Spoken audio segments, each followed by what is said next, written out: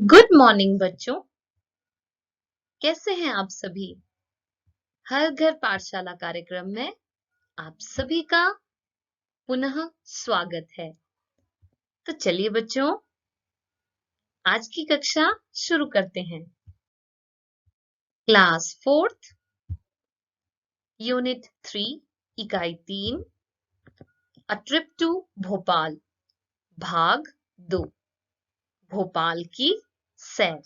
तो प्यारे बच्चों, भोपाल की सैर में आज हम भाग 2 में जो सीखने वाले हैं वो है लंबाई की मानक इकाइयों जैसे मीटर और किलोमीटर का प्रयोग दैनिक जीवन की समस्याओं को हल करने के लिए करना और साथ ही दैनिक जीवन में समय से संबंधित अवधारणा का निर्माण करना और उसे स्पष्टता के साथ समझना। तो चलिए बच्चों, आगे बढ़ते हैं। अरे ये क्या, भोलू भागता भागता आ रहा है। सर उसे कहते हैं कि जल्दी करो, पहले ही 9 बज चुके हैं। तो प्यारे बच्चों, इस तरह से सभी बच्चे हंसते गाते हुए बाहर के नजारों का मजा लेते हुए हरे हरे घास के मैदान और पहाड़ों का मजा लेते हुए यात्रा के लिए निकल पड़ते हैं।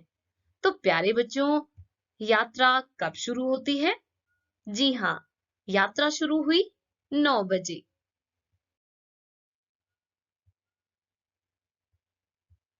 ये इंदिरा है। इंदिरा पूछती है कि हम भोपाल कब पहुंचेंगे? आशा मैडम कहती हैं, यदि रास्ते में ना रुके तो 2 घंटे में, यानी लगभग कितने बजे बच्चों?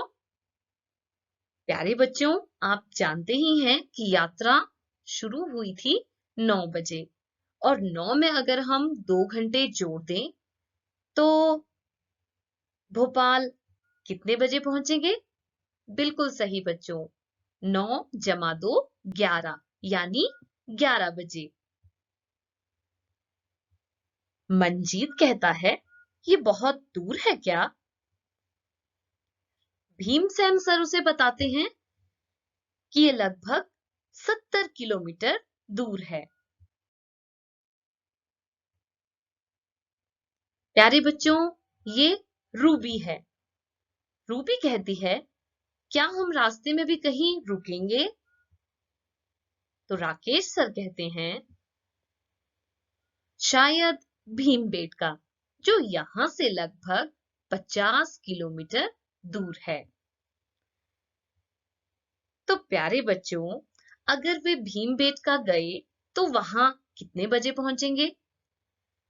आप सभी को पता ही है कि भोपाल की दूरी 70 किलोमीटर है।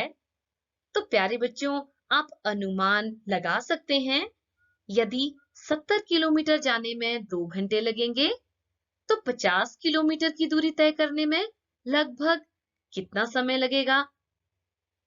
प्यारे बच्चों, ये कुछ ऑप्शंस हैं, आप अनुमान लगाएं।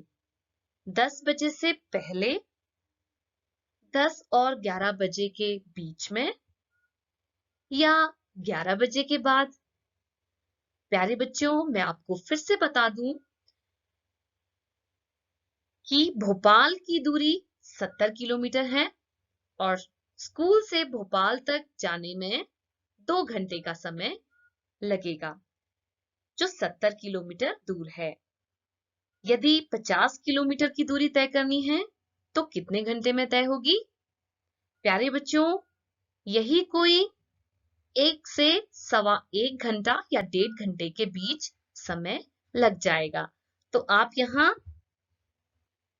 बिल्कुल सही समझे, 10 और 11 बजे के बीच में, जो लगभग 1 से 1.5 घंटा समय है। बहादुर कहता है, अरे वाह, नर्मदा नदी। इस तरह से सभी को नर्मदा नदी दिखाई देती है।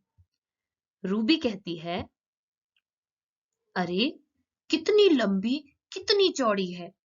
चलो अंदाजा लगाते हैं ये कितनी चौड़ी होगी। गोपी कहती है, 100 मीटर। नहीं, शायद उससे भी ज्यादा, पता नहीं कितनी। तो विक्टोरिया कहती है, चलो अंदाजा लगाते हैं नदी कितनी चौड़ी होगी।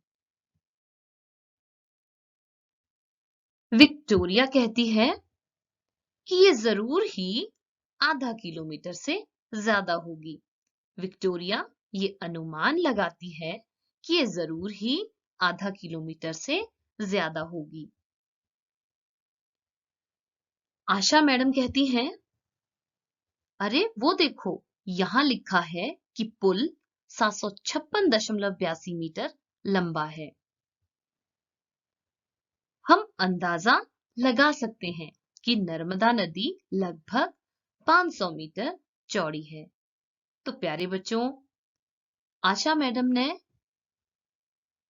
पुल की लंबाई से नदी की चौड़ाई का पता किस तरह से लगाया? ये है नर्मदा नदी और उस पर बना पुल। मान लीजिए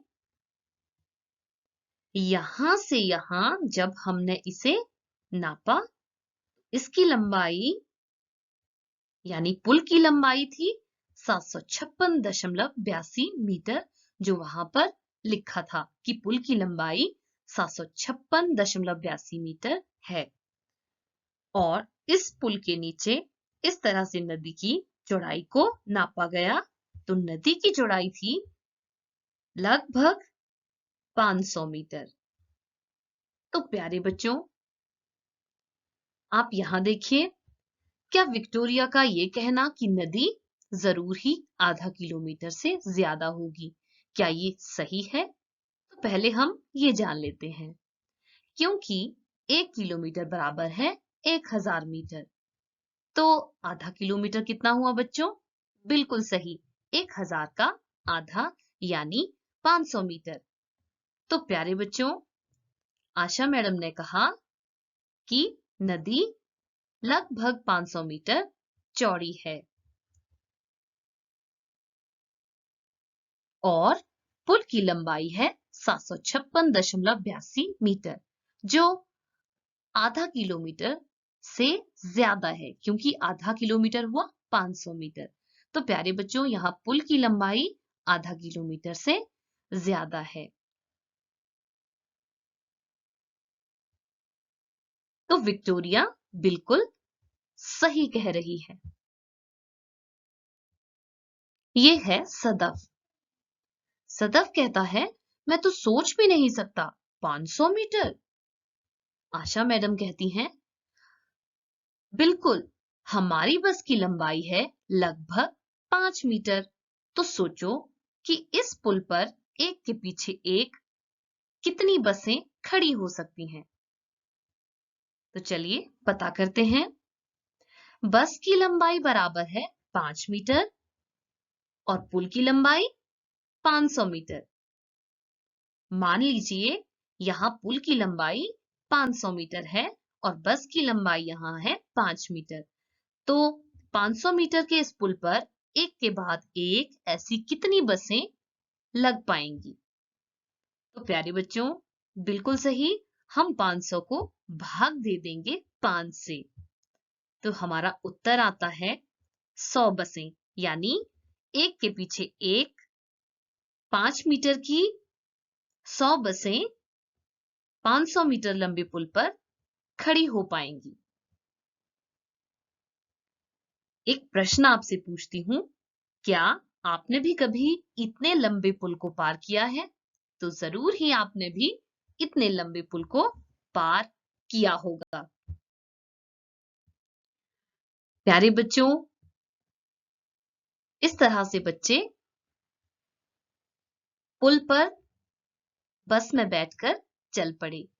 अब वो पुल पर चलते हुए सभी नदी में झांक रहे थे। राकेश सर कहते हैं, अब तो पानी का स्तर पुल से काफी नीचा है। यह पुल से लगभग 40 मीटर नीचे होगा। प्यारे बच्चों, पुल से पानी का स्तर अभी 40 मीटर नीचे है। मैडम कहती हैं, लेकिन बरसात के दिनों में पानी बहुत ऊपर आ गया था, जो पुल से लगभग 15 मीटर नीचे था। यानी इस तरह पानी का स्तर बरसात में बढ़ गया था और जो पुल से नीचे लगभग 15 मीटर था। यानी पानी का स्तर पुल से नीचे 15 मीटर था। तो प्यारे बच्चों, अब हम ये जानेंगे कि नर्मदा के पानी के स्तर में बरसात के मौसम और अब के मौसम के बीच कितना अंतर है। तो प्यारे बच्चों, ये अंतर जानने के लिए हम इसे घटाएंगे। 40 माइनस 15 बराबर है 25 मीटर। प्यारे बच्चों, आज के लिए इतना ही। थैंक यू, धन्यवाद।